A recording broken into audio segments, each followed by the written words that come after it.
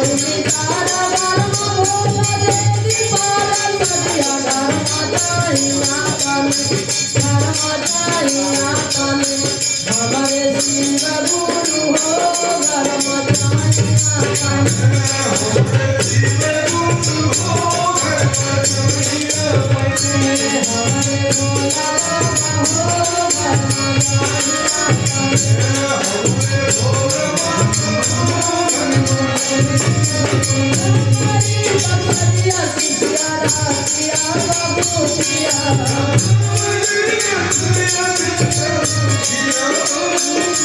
से पुरवाली हले जाबू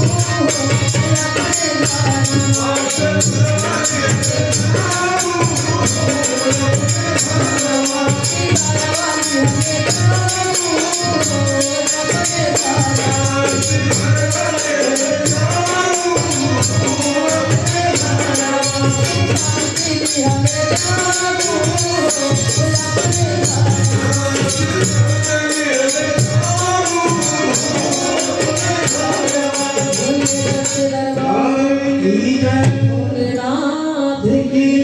गौरी मैया की बालाजी सरकार की बागेश्वर धाम की हरिंदर भैया नीलम दीदी की सब गुरु भाई गुरु बहना की माता पिता की आज के समैया की